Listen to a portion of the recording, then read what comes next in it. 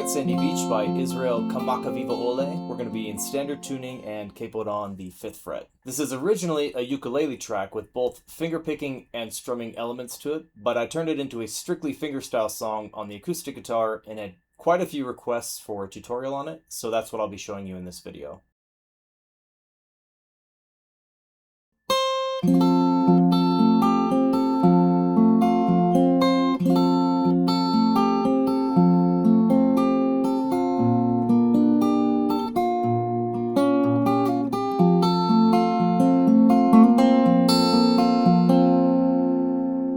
Our intro uses a Travis-esque fingerpicking style, but it's a little bit more free with the bass notes. Generally in Travis picking, you're going back and forth between the same two strings. In bars 2 through 5, however, our bass note doesn't alternate, but it ascends through the chord. When I was putting this together, I wanted it to have a very light, shimmery kind of feel to it that you might get from a ukulele, and having the bass note climb the chord like that just produced a little lifting effect that I liked. You'll also notice the multiple ways in which we put our pinky to work throughout the intro, where it alternates between the 3rd fret on either the B string or high E string, or just being left open, as it handles a lot of important parts of the melody that we're sprinkling in between the different notes that we're playing with the rest of our fingers. So we want the pinky to be very well trained. We want to have good control over it. In a lot of the awkward positions that we're going to be in, that's going to be really important because a lot of these notes need to ring out cleanly in order for the pattern to have its full effect and to sound very clean. So make sure to keep that pinky under control. At the end of bar 5, for example, you want to make sure to quickly lift off from the 3rd fret so that the 1st fret rings clear under your pointer finger. One, for the sound, of course, but also because we use this finger to pivot into our next chord, which is going to be our F. So we have... See how there's no accidentally muted strings there? Everything just rings out nice and clean.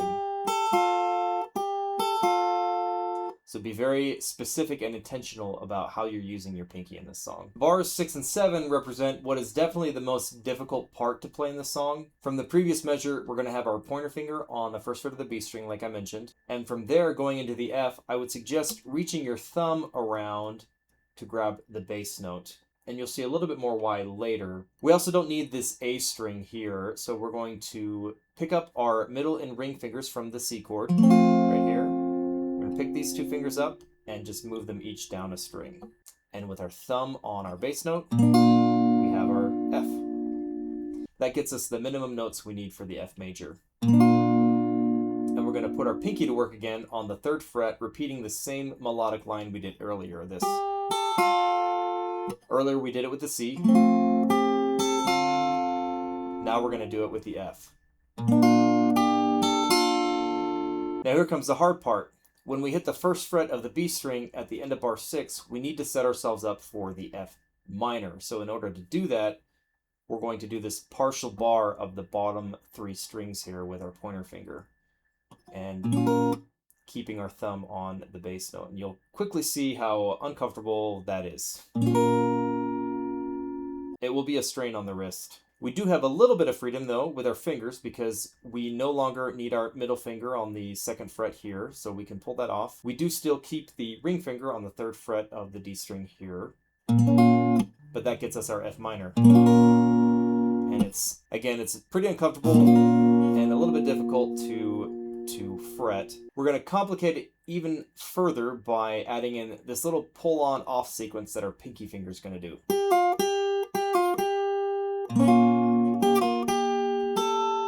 We don't have to hold it very long, fortunately, because after we do our pull-off, we go right into our C, and we need to pull off our pointer finger pretty quickly from this high E string to free that up for our C.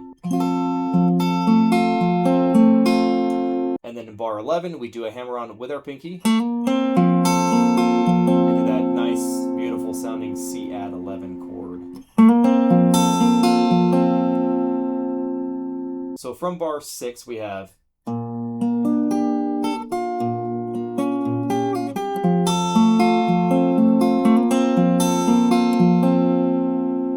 And you see again how important the control is that we have over our pinky throughout each of those chords. I saw you in my dreams, walking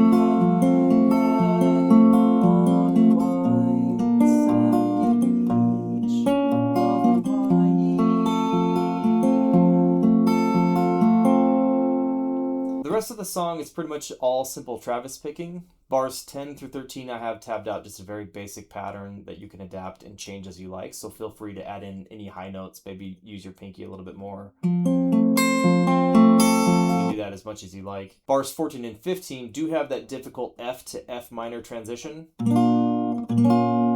we're not layering in the melody this time, so it should be a little bit easier to play through.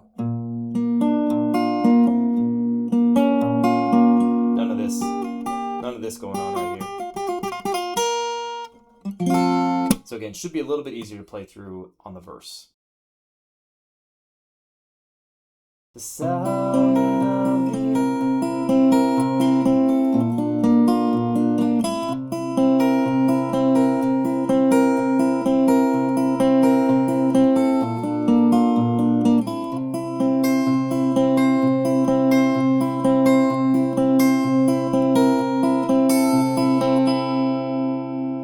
For the bridge, I would suggest using your ring finger for the bass note of the G, as it allows you to play the notes on the high E string that occur on either side of it. And by that, I just mean on the left and the right here. Bars 26 through 28, for example, you have to descend from the 3rd fret of the high E string down to the 1st fret. And it's just easier to hit both of those if you are playing the bass note with your ring finger.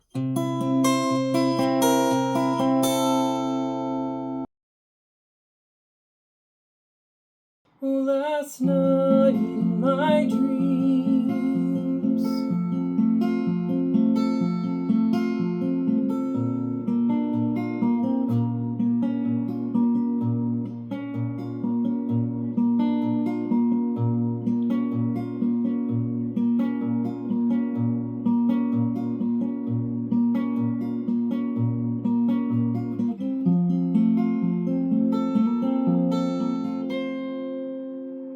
the outro ends up repeating a lot of the patterns that we've talked about, the main difference, of course, being the drawn-out F chord that he plays while he's singing the of,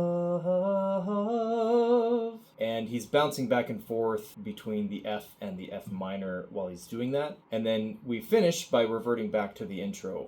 So in bar 43,